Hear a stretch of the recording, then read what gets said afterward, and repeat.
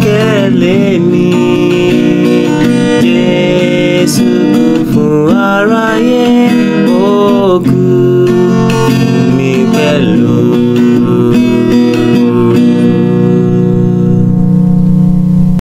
Mo fẹ́ kí wa kábọ̀ sí orí ètò wa oore ọ̀fẹ́ fún ìyípadà ní àkókò yìí. A dúpẹ́ lọ́wọ́ Ọlọ́run fún oore ọ̀fẹ́ àti àánú rẹ̀ lórí ayé wa ní ẹnìkọ̀ọ̀kan. Mo gbàgbọ́ pé ọ̀rọ̀ Ọlọ́run tí a ń gbọ́ lórí ètò yìí ó ń ràn wá lọ́wọ́ ní gbogbo ìgbà. Mo fẹ́ gba àdúrà kí n wá ka ìwé Hébérù orí 2 ní àkókò yìí. Wọ́n ka ìwé Hébérù orí 2, wọ́n ka ẹsẹ̀ 3. Bọ́ kí n tó kà, ẹ jẹ́ kí a gbàdúrà. Ẹ ṣé Ọlọ́run wa torí pé ẹ dára sí wa. Ẹ ṣé o fún àwọn ọkàn tí ọ̀rọ̀ yín ti ń bá àìní wọn pàdé ní ọ̀nà kan tàbí òmíràn. Mo gbàdúrà pé kí ẹ lè ṣí ojú ẹ̀mí wa sí òtítọ́ ọ̀rọ̀ yín lónìí. Kí ẹ lè ràn wá lọ́wọ́, kí ọ̀rọ̀ yìí kó sì lè ràn ayé wa lọ́wọ́. Ẹ jọ̀ọ́ lẹ́yìn gbogbo ká lè fi ògo forúkọ mímọ́ yín ní orúkọ Jésù òní a gbàdúrà. Àmín. Ìwé Hébérù orí 2 ẹsẹ̀ 3. Bíbélì wípé àwa ti ṣe là bí àwa kò bá náání irú ìgbàlà ńlá bí èyí tí a tètè kọ́ bẹ̀rẹ̀ sí sọ láti ọ̀dọ̀ Olúwa, tí a sì fi múlẹ̀ fún wa láti ọ̀dọ̀ àwọn ẹni tí ó gbọ́. Àwa ti ṣe là bí àwa kò bá náání irú ìgbàlà ńlá bí èyí. Ní ẹnujọ́ mẹ́ta yìí mo ti gbọ́ táwọn èèyàn sọ pé ọ̀pọ̀lọpọ̀ gbà tẹ́ bá ń sọ̀rọ̀ lórí ètò yìí ẹ jẹ́ à ń sọ̀rọ̀ gbàlà, ẹ jẹ́ à ń sọ̀rọ̀ gbàlà. Òtítọ́ tó wà mẹ́ẹ̀ ni pé ọ̀rọ̀ gbàlà kì í ṣe ohun téèyàn lè fi ìṣeré. Ohun kejì ni pé ìgbàlà tá à ń sọ̀rọ̀ yìí kì í ṣe nǹkan yẹpẹrẹ, nǹkan ńlá ni. Ìgbàlà ńlá ni, ìgbàlà tó lágbára ni. Ṣẹ́rí ẹni tí ó ní ìgbàlà ó ní ọ̀pọ̀lọpọ̀ àǹfààní, torí pé ìgbàlà tí à ń sọ̀rọ̀ rẹ̀ yìí nínú Jésù Kristi yìí, pé nígbà tí a bá gba Jésù ní olùgbàlà, ọ̀pọ̀lọpọ̀ nǹkan ni ó so mọ́ ìgbàlà yìí. Bíbélì wa sọ pé báwo la ṣe là tí a kò bá náání irú ìgbàlà yìí. Tẹ́nìyàn ò bá ti náání ìgbàlà ńlá tí Ọlọ́run fún wa yìí, òun ló ń pàdánù, kì í ṣe Ọlọ́run ló pàdánù. Ṣùgbọ́n mo fẹ́ lo ọ̀rọ̀ Ọlọ́run láti fi hàn wá àwọn nǹkan tí ìgbàlà yìí máa mú wá. Ní ọ̀pọ̀lọpọ̀ ọ̀sẹ̀ léra wọn tí mo bá ti wà lórí ètò yìí, màá máa fi ohun kan tàbí òmíràn tó jẹ́ àǹfààní tí ó so mọ́ ìgbàlà, torí pé kí la pè ìgbàlà o? Ìgbàlà ńlá ni. Ìkàkiri tí mo sì fẹ́ pe àkíyèsí wa sí lórí àǹfààní tí ó bá ìgbàlà yìí wá, òun náà ni pé ìgbàlà máa ń sọ ní ìdọba. Ìgbàlà máa ń ṣe kí ni o? Ó máa ń sọ ní di ọba. Kódà mo fẹ́ kí gbogbo ọkàn tó ń gbọ́ mi, bóyá ẹ mọ̀ tẹ́lẹ̀, tó bá jẹ́ pé ẹ ti di ẹni ìgbàlà, mo fẹ́ kó yé yín látòní lọ pé ọba ni yín. Ọba ní tòótọ́. Mo fẹ́ ká bẹ̀rẹ̀ sí wo ọ̀rọ̀ yìí nípa dídi ọba yìí láti inú ìwé Oníwàásù lọ. Ìwé Oníwàásù orí 10.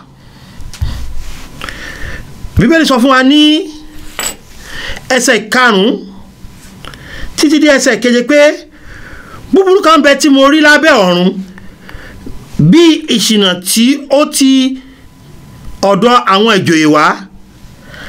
A gbé aṣiwèrè sípò ọlá, àwọn ọlọ́rọ̀ sì jókòó nípò ẹ̀yìn. Ẹ máa wá gbọ́ lọ. Bẹ́ẹ̀ ni mo rí àwọn ọ̀dọ́ lórí ẹṣin àti àwọn ọmọ aládé rìn bíi ọ̀dọ́ ní ilẹ̀. ọ̀rọ̀ tí a pè ní ọ̀dọ́ níbẹ̀ yẹn ni à ń pè ní ẹrú tàbí àwọn ọmọ tí kìí ṣe ọmọ aládé. ẹni tó kọ̀wé oníwàásù yìí ó sọ̀rọ̀ tí ó mú kọ́kẹ́yìn ó pa mi díẹ̀. ní tó sọ yìí ni pé ó ṣàkíyèsí pé níṣe làwọn ọmọ aládé ń rìn nílẹ̀ tí wọ́n ń fẹsẹ̀ rìn, ṣùgbọ́n àwọn ọmọ ẹrú àti àwọn ẹrú gan fúnra wọn àwọn náà wà lórí ẹṣin.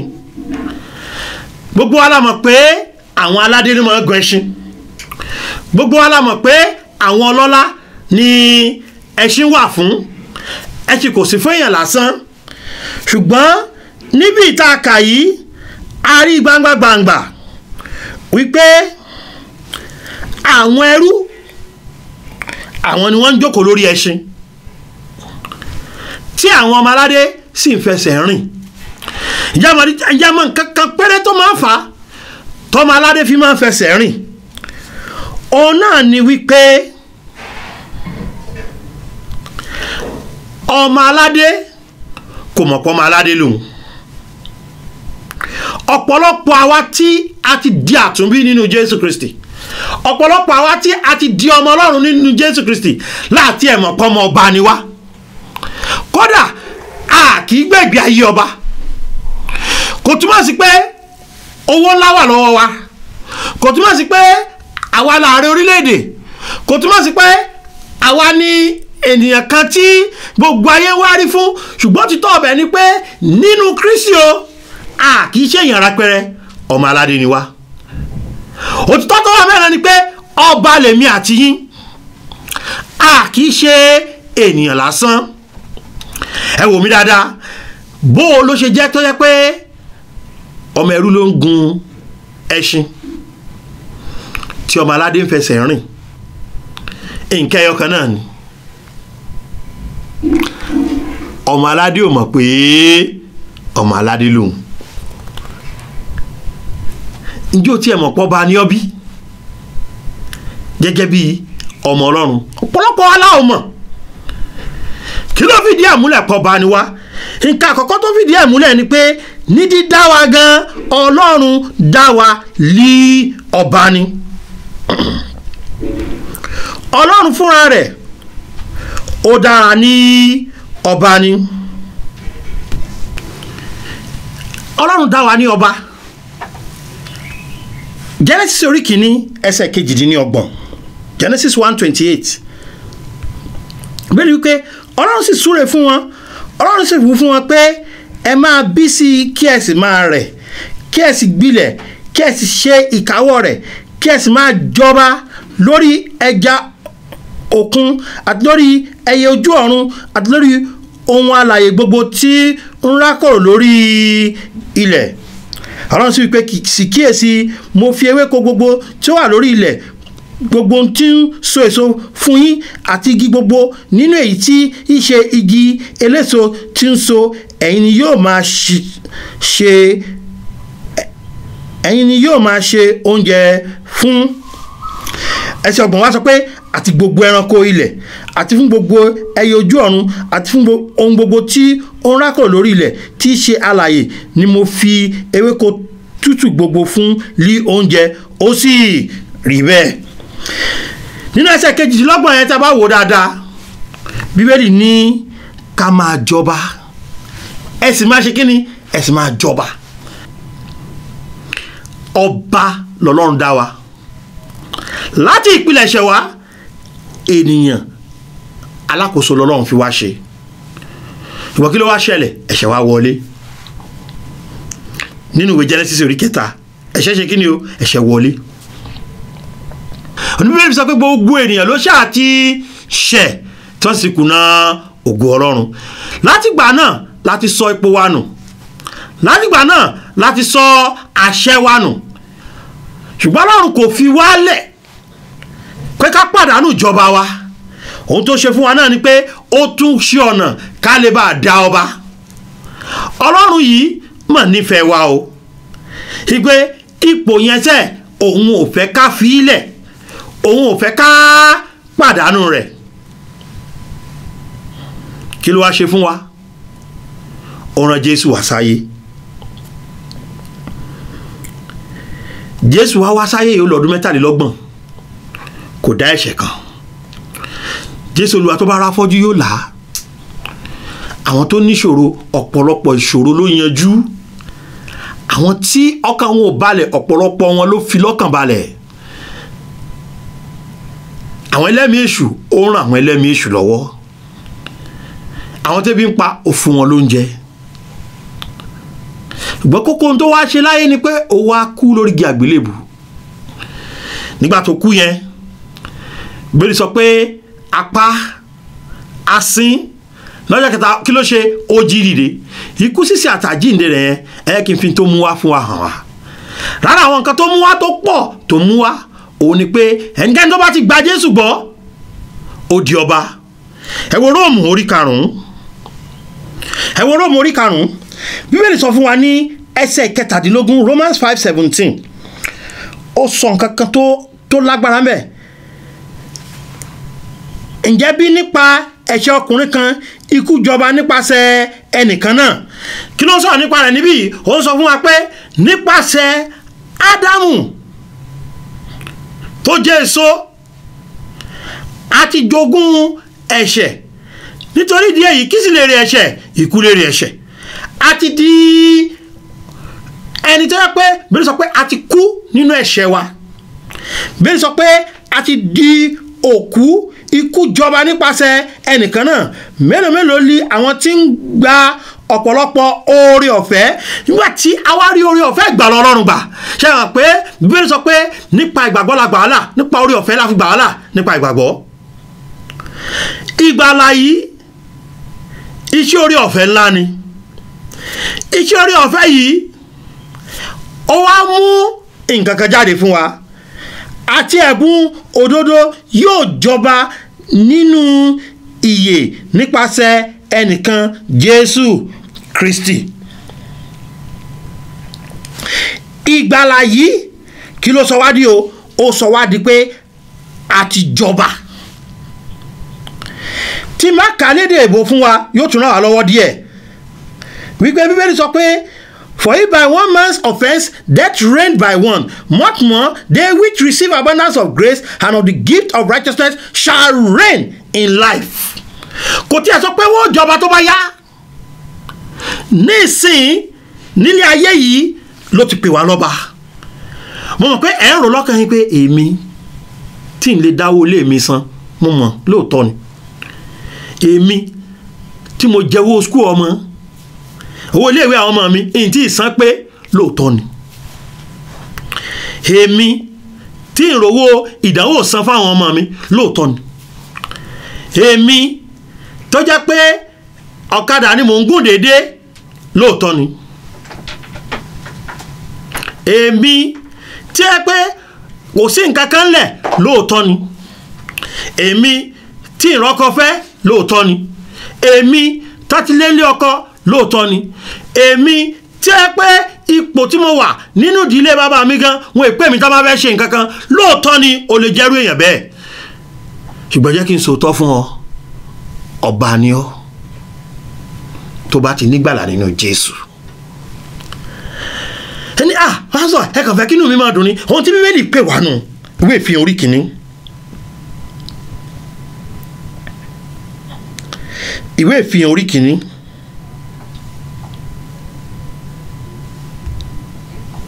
Bíbélì sọ fún wa nínú ìwé Ìfihàn orí 1 ẹsẹ̀ 5 àti 6. Bíbélì fi yé wa pé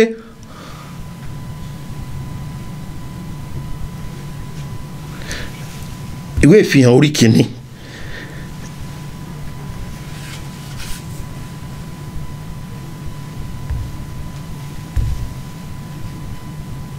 ẹsẹ̀ 5 àti 6.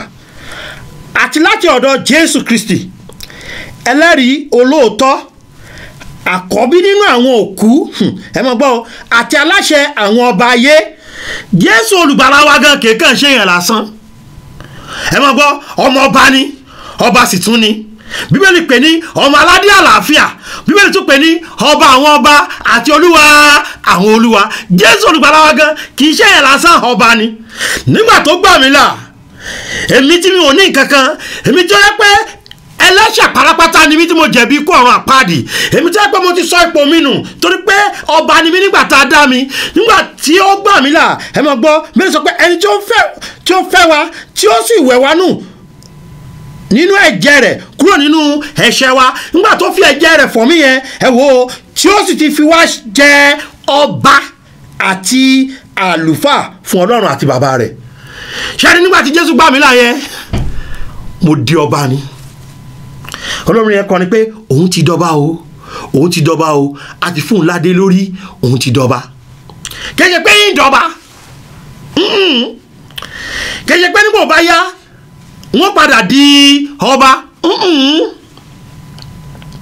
kẹ́sẹ̀ pé ó ṣeé ṣe kí n dọba.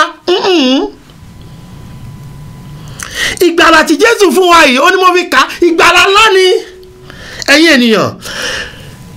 Ìgbàlà yìí nǹkan kìíní tó sọ wá dà lọ́ba, kéèkàn ṣọba lásán tẹnu rẹ̀ ò ní tólẹ̀, ọba gidi. Ẹ wo ẹsẹ̀ bíbélì yẹn dáadáa. Jésù Kristi òun gangan ni ẹlẹ́rìí òtítọ́, àkọ́bí nínú àwọn òkú àti aláṣẹ àwọn ọba ayé. Kì í ṣe ọba tó tún dọ̀bálẹ̀ fọba ni Jésù mi. Jésù mi lọ́ba tó ń gba ìdọ̀bálẹ̀ ọba. Ó ní mo fi sọ pé ọba ni, ọmọ ọba sì tún ni. ẹ̀nà wa òbí wa sọ pé Jésù yìí ó fẹ́ wa. Irúfẹ́ tó ní sí wa ìfẹ́ ńlá ni. Irúfẹ́ tó ní sí wa ìfẹ́ tí kò ní gbèdéke ni. Ẹ̀gbọ́n bẹ́ẹ̀ ṣe sọ ni wípé ó fi ògo rẹ̀ sílẹ̀, ó fi gbogbo sílẹ̀, ó ní kò kàásù ìwọra láti bá Ọlọ́run dọ́gba. Ó wá sáyé yìí àbí bí ọmọdé, Ọlọ́run ló dé ènìyàn yẹn. Ó dàgbà, ó jẹ báwa náà ṣe ń jẹun, ó mu báwa náà ṣe ń mu, ó rìn báwa náà ṣe ń rìn, ó sì ń lọ káàkiri, ó ń ṣe rere. Wọ́n wá parọ́ mọ́ nítorí èmi àti yín náà ni.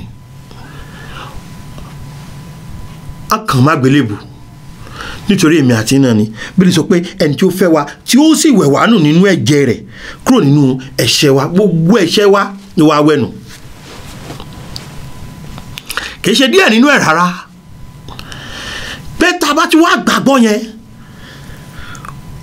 ó sì ti wá jẹ ọba. Kì í ṣe pé yóò fi wá jẹ, ó ti fi wá jẹ báyìí. Dádì, mi ò mọ rúpò tẹ́ wà lójú àwọn ènìyàn, ṣùgbọ́n tẹ́ ẹ bá ti gba Jésù, ẹ ti di ọba. A ti fi yín jẹ ọba.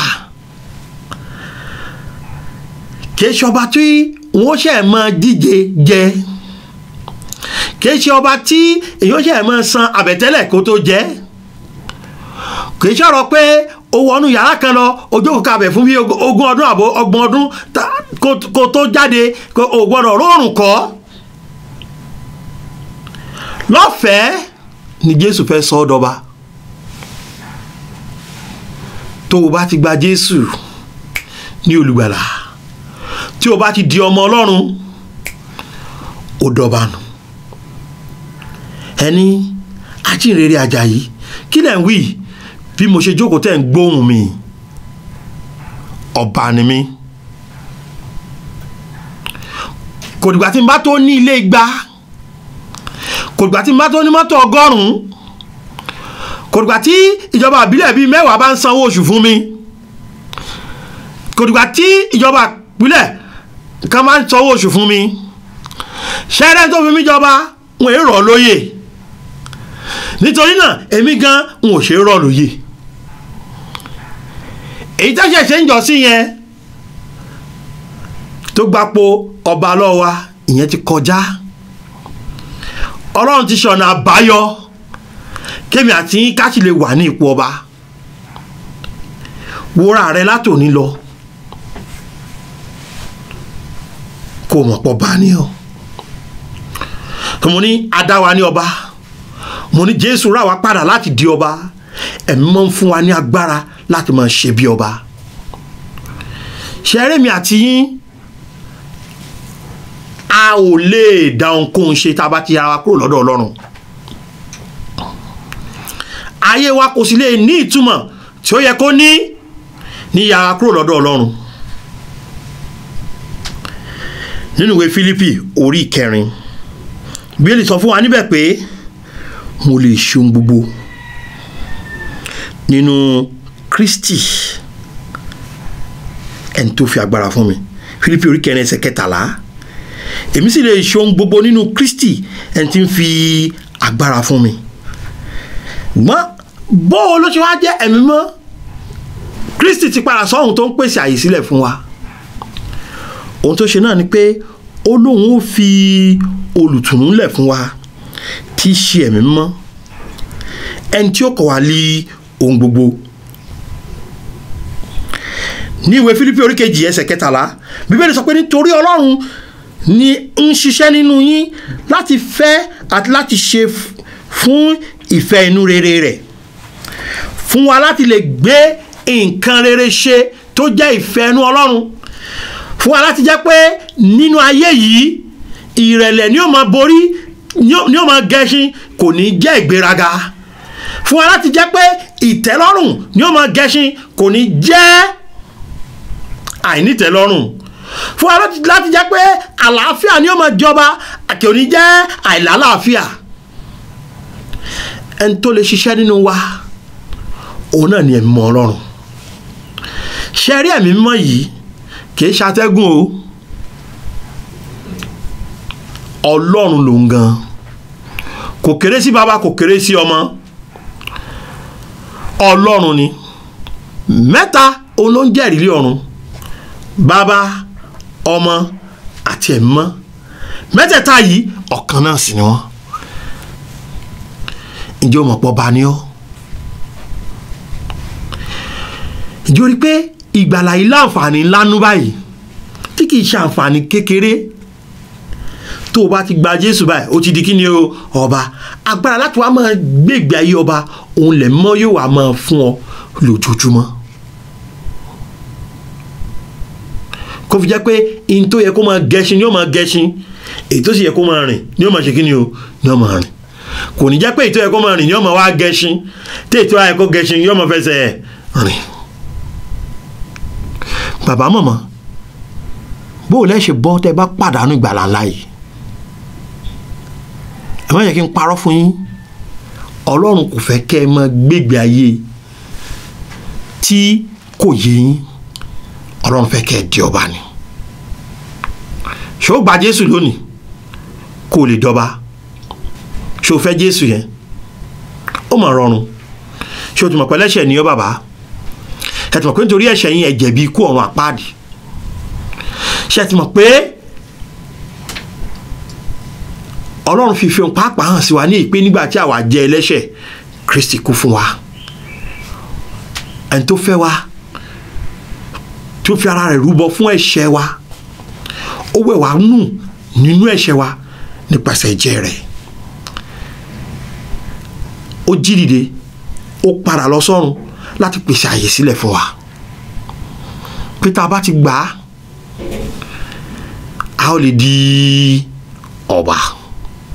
Ṣé ẹ gba Jésù? Ẹ kí n ràn yín lọ́wọ́ láti pe Jésù sọ́kàn yín báyìí. Ẹ pe Jésù sínú ọkàn yín ní wákàtí yìí.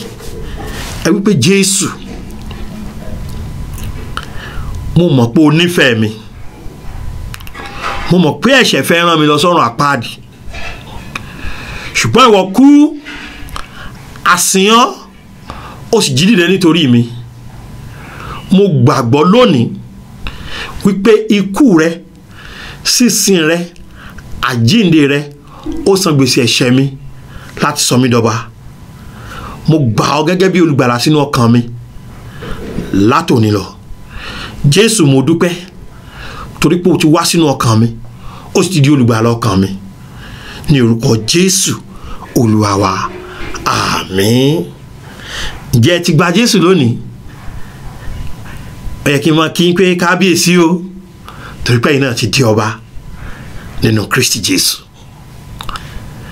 Nígbà tẹ́ ti gbọ́ òtítọ́ ọ̀rọ̀ yìí, bóyá ní ìbéèrè ohun kan tí ò yé yín nínú ọ̀rọ̀ Ọlọ́run tá a ti sọ yìí, ẹ lè pè wá tàbí kẹ́ ẹ sẹ́ndì mẹ́sẹ̀gì sí wa lórí 070 38 08 56 52 070 38 08 56 52 tàbí wọ́n ti fi sórí afẹ́fẹ́ máa wò 070 87 68 21 22 070 87 68 21 22 tàbí ẹ lè fi WhatsApp ránṣẹ́ sí wa ní 070 55 30 74 92 070 55 30 74 92.